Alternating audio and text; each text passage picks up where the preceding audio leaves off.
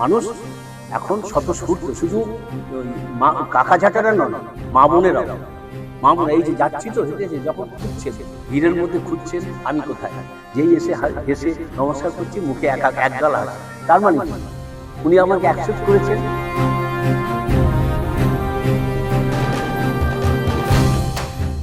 পুরুষ শাসিত সমাজে মা বোনদের সম্মান দিদিই দিয়েছেন সবার আগে। অতএব তারা যেমন আছেন, আমাদের দাদা কাকা জ্যাঠারাও আছেন, তারাও জানেন।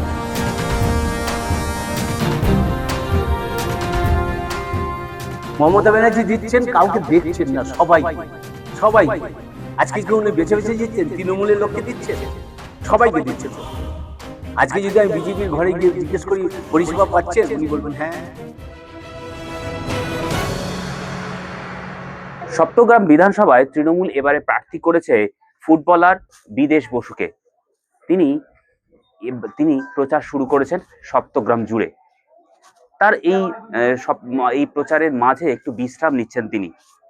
তার যে এই যে লড়াই বা তার যে এই কথা, কি বলবেন তিনি? বর্তমান পরিস্থিতিতে আপনি ছিলেন হাওড়ায়, উলবেরিয়ায় ছিলেন, সেখানে বিধায়ক হয়েছেন, সেখানে আপনার সাজানো সংসার ছিল, বিধায়ক হয়েছেন, তিনি কাজ করেছেন আপনি। আবার দল আপনাকে নিয়ে আসছে সপ্তগ্রামে। সপ্তগ্রামে ইতিমধ্যে 3 বারের বিধায়ক ছিলেন তপন দাশগুপ্ত। সেই জায়গাটা, একজন ফুটবলার এবং তার সঙ্গে রাজনীতিবিদ, সেই লড়াইটা বা সেই জায়গাটা কিভাবে আপনি দিচ্ছেন বা কিভাবে কতটা আশাবাদী এই সপ্তগ্রাম বিধানসভা? কোনো লড়াই নেই, যেখানে ভালোবাসা থাকে সেখানে কোনো লড়াই থাকে না। আমি মানুষের ভালোবাসা আদায় করতে এসেছি। ফুটবল খেলে ভালোবাসা পেয়েছি, এখানেও কাজ করে ভালোবাসা পাবো। সবচেয়ে মানুষ কিচ্ছু চায় না, গ্রামের মানুষ বিশেষ করে কিচ্ছু চায় না। দিদি সবকিছুই দিয়েছেন, খুব জোর একটা দুটো বাড়ি কিছু কিছু জায়গায় বাকি আছে। দিদি দেওয়ার পর আমাদের দিদি এখানে পাঠিয়েছেন। ওনারা কি চান? গ্রামের মানুষ চান যে আমার বিধায়ক আমার পাশে আছে কিনা, বিধায়ককে দেখতে চায়, আর কিচ্ছু চায় না। হ্যাঁ, কিছু কিছু জায়গা আছে যেগুলো আমাদেরকে সলভ করতে হয়। হসপিটাল, থানা, অনেক রকম অনেক কেসে তাদের বিভ্রান্তি সৃষ্টি হয়, তারা গিয়ে দৌড়াদৌড়ি করেন, পাজল হয়ে যান, রুগী নিয়ে পাজল হয়ে যান। সেটা আমাদেরও হয়, আমরা বলেও কিছু করতে পারি না, পিজিতে তো পারিই না, অন্যান্য জায়গায় আমরা চেষ্টা করি, আমরা সেই চেষ্টা করব আমার ক্ষমতা অনুযায়ী। থানাতেও আইসি এসপির সঙ্গে কথা বলে আমরা যদি কোনো হ্যাঁ, তবে হ্যাঁ, অন্যায়, জেনুইন অন্যায় যদি হয় আমরা কখনোই বলি না যে অন্যায়কে প্রশ্রয় দেব। দিদিও বলেছেন অন্যায়কে প্রশ্রয় দেওয়া হবে না। তবে হ্যাঁ, যেটা সত্যি সত্যি যেটা ঘটনা আপনি বিচার করুন, করে তারপরে শাস্তি দিন। আগে শাস্তি দেবেন না, আগে বিচার করতে হবে ও ভুল করেছে কিনা। শহর অঞ্চলে দেখা গেছে অনেকটাই কম ভোটে মার্জিন এসছে গতবারের বিধানসভা নির্বাচনে। এবারে অথচ গ্রামের দিক থেকে অনেকটা লাভবান হয়েছে তৃণমূল। সেই জন্য কি গ্রামের ওপর বেশি জোর দিচ্ছেন? সেটা কোনো কথা নয়। ভালোবাসবে কাকে মানুষ, সেটি হলো বড় কথা। প্রত্যেক মানুষের ন্যায় নীতি আছে, সেই নীতি বুঝেই তারা বোঝেন যে দিদি পাশে থাকলে পারে আমরা ভালো থাকবো। সেই ভালো থাকার মানুষরা ভোট দিচ্ছেন। অনেকে আবার বুঝছেন যে না আমি হিন্দুত্ব নিয়ে থাকবো, তারা অনেক পার্টি আছে হিন্দুত্ব বোঝাচ্ছে। তা সেটা নিয়ে মানুষ যখন বিভ্রান্তির মধ্যে থাকেন তখন হয়তো কিছু বিচ্যুতি হয় মানুষের মধ্যে, কিন্তু ম্যাক্সিমাম মানুষই চান দিদির পাশে থাকতে। আমি পরিষেবা পাচ্ছি, এটা আমার কর্তব্য দিদির পাশে থাকা, আমি তাই দিদির পাশে থাকবো। আমি মাঠে খেলেছি ফুটবল, অন্য মাঠে পাবলিক খেলবে ফুটবল, আমি দেখব, আমি দেখতে এসেছি, আমি খেলতে আসিনি। আমি ওনাদের সাপোর্ট দেবো। আর মাঠ ফাঁকা, দিদি অভিষেকবাবু মাঠ ফাঁকা করে রেখেছেন, সেই মাঠে আমাদের পাবলিকরা খেলবে, আমি শুধু তার পাশে থাকবো।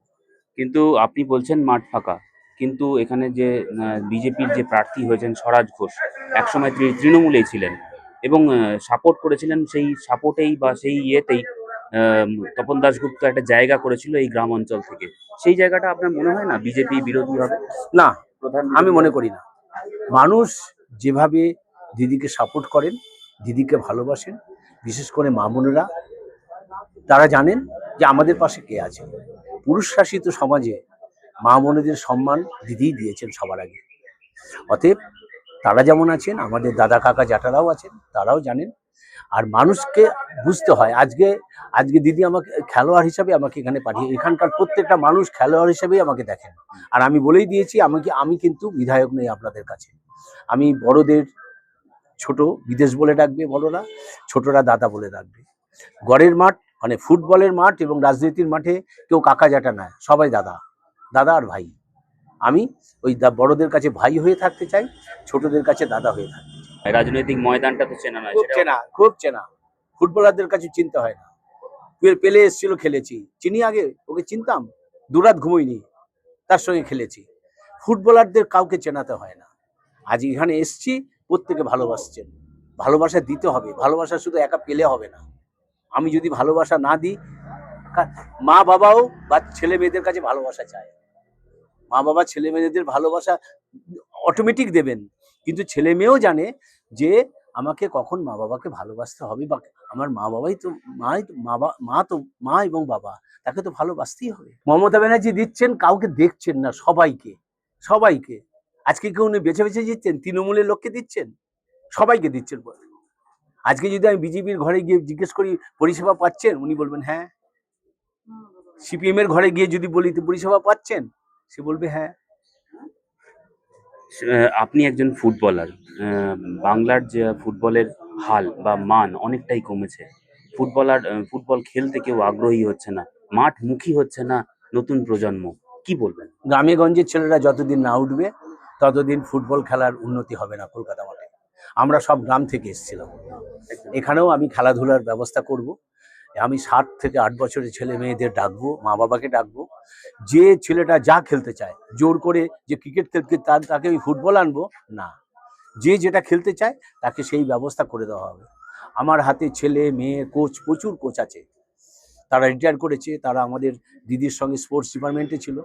আমি সেই ব্যবস্থাও করব, খেলাধুলার ব্যবস্থা। উলবেরিয়ায় আপনি ছিলেন, পূর্বে ছিলেন, উলবেরিয়ায় কতটা কাজ করেছেন বা কি উন্নয়ন ফুটবলে করেছেন? আমরা স্টেডিয়াম হয়েছে, আমাদের দিদি স্টেডিয়াম করে দিয়েছেন।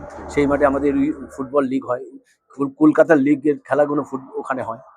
এবং আমি অনেক ভলিবল, ফুটবল সমস্ত ক্লাবকে দিয়েছি, কিন্তু মাঠ ওখানে খুব কম, তারা সেই সুযোগটা পায়নি। এখানে মাঠের অভাব নেই, গ্রামে গঞ্জের মাঠ, প্রচুর মাঠ। সেই জন্য কিন্তু আমার উদ্দেশ্য থাকবে বাচ্চাদের, এবং গ্রামের লোকেরা শুধু নয়, অনেকেই জানে না, কলকাতার অনেকেই জানে না যে দিদি কটা একাডেমি করেছেন, 8খানা একাডেমি করেছেন। ফুটবল একাডেমি সবার আগে 9 বছর আগে খর্দাতে, ওখানে আন্ডার 13, আন্ডার 15, আন্ডার 19, আন্ডার 18, 3টে গ্রুপে। এখন কন্যাশ্রী হওয়ার জন্য কি করছে, তারা মেয়ে বলছে আমি এখন বিয়ে করব না, তখন বলার ক্ষমতা ছিল না। এখন কন্যাশ্রীর জন্য বলছে আমি পড়বো, আমি বিয়ে করব না এখন। তেমনি তাই এখানে ওকে যদি মাঠে আনা যায়, সে বলবে মা বাবাকে আমি খেলবো, আমি এটা খেলবো, পড়ার মধ্যেও আমি এটা খেলবো, পড়া নষ্ট করব না, আমি এটা খেলবো। সেটা ব্যবস্থা করতে হবে, ব্যবস্থাটা নেই বলে আজকে এই অবস্থা। ধর্মের মেরুকরণের রাজনীতি হচ্ছে বিভিন্ন জায়গায়, আপনার সপ্তগ্রাম বিধানসভাতেও হচ্ছে। এর কিছুদিন আগেও গন্ডগোল হয়েছিল এই মাঝবেড়িয়াতে, কি না বলবেন? না, সেগুলো গন্ডগোল করানো হচ্ছে, করানো। আজকে আমাদের দিদি একটা কথাই বলেছেন, ধর্ম যার যার, উৎসব সবার। আমরা সব উৎসবে থাকি, সব ধর্মকে আমরা সম্মান করি। কতটা আশাবাদী আপনি এই জয়? কারণ অনেক আশাবাদী মানুষ, মানুষ খেলোয়াড়দের ভালোবাসে, মানুষ ভালো আগে দেখে মানুষ কেমন। আমি এর সম্বন্ধে বলবো না, আমি স্বরাজ ঘোষের সম্বন্ধে বলবো না, মানুষও জানে স্বরাজ ঘোষ কি করেছে না করেছে। আর এই মানুষও জানে সমস্ত, আজকে যারা দেখছেন অনেক বয়স্ক লোক এসে জড়িয়ে ধরছেন।